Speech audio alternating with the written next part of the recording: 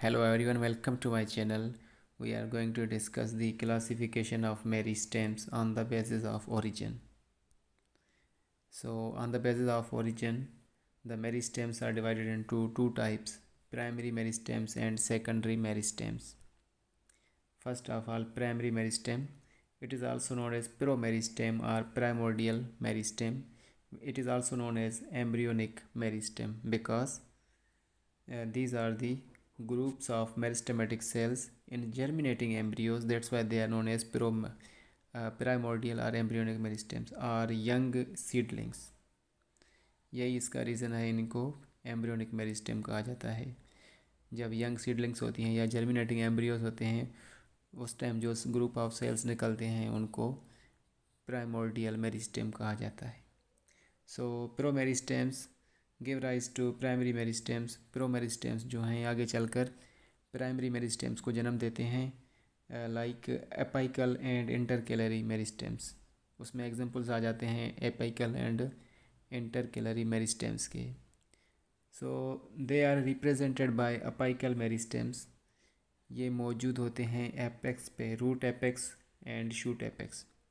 And intercalary meristems और intercalary meristems भी, as well as intravascular cambium in the open vascular bundles. Open vascular bundles वो हैं जो dicots में पाए जाते हैं जिनमें सेकेंडरी ग्रोथ होगी. नेक्स्ट पॉइंट है the primary meristems give rise to different primary permanent tissues except intravascular cambium, जो कि सेकेंडरी जाइलम सेकेंडरी फ्लोएम को जन्म देता है. The activity of primary meristem apical and intercalary meristem. Key activity: it is responsible for lengthwise growth, which is called primary growth. So plant की length की growth में primary meristem responsible है. The activity of fascicular cambium results in the increase in girth, which is known as secondary growth.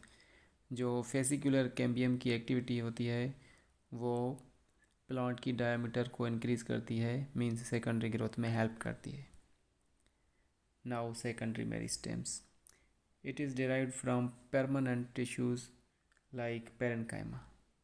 Secondary meristems जो हैं permanent tissues से arise होते हैं like parenchyma by the process of differentiation.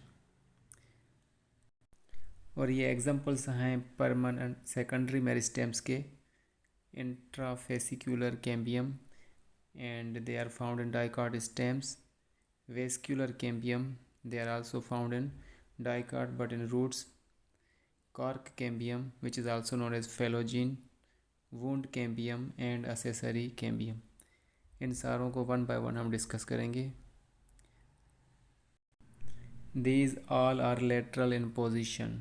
ये सारे के सारे पोजीशन में लेटरल हैं and give rise to secondary permanent tissues. और इनका काम है सेकेंडरी परमानेंट टिश्यूज़ को जन्म देना. That results in the growth in thickness, which is known as secondary growth. और वो जो है आगे चल के सेकेंडरी ग्रोथ में हेल्प करती है. सबसे पहले interfascicular cambium. It develops from primary medullary cells, जो कि पेरेन्काइमेटस सेल्स होते हैं, and which are found in dicot stems, जो कि डाइकॉट स्टेम्स में पाए जाते हैं. It forms fascicular cambium.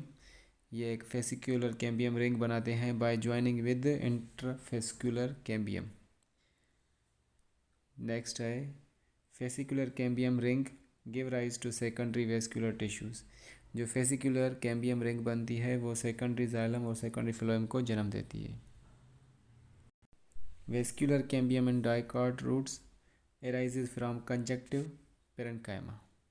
Vascular cambium dicot roots में एराइज होती है कंजक्टिव पेरेन्काइमा से and it acts like a fascicular cambium ring of dicot stems. Cork cambium originates from the outer layer of the cortex, epidermis or sometimes pericycle, which gives rise to पेरिड्रम. वो आगे चल के पेरिड्रम को give rise करती है. Wound cambium arises from the cells surrounding any injury. जहाँ पे plant को कहीं पे भी इंजरी लग गई है और उससे जो कैम्बियम एराइज हो या सेल्स एराइज हों जो कि वुंड हीलिंग में हेल्प करते हैं, मेंडिंग में हेल्प करते हैं इंजर्ड टिश्यूज़ को, उनको वुंड कैम्बियम कहा जाता है। वो भी सेकेंडरी मेरिस्टेम का टाइप है। देन लास्ट है accessory cambium which develops from the ground tissue of monocots. ये मोनोकॉट्स में ग्राउंड टिश्यू से डेवलप होते हैं, मोनोकॉट स्टेम से, that show abnormal secondary growth. और ये आगे चल के मोनोकॉट्स में सेकेंडरी ग्रोथ का सबब बनते हैं। और इसका एग्जांपल है yucca. Yucca is a monocot plant and it shows the secondary growth, while other monocots usually do not show secondary growth.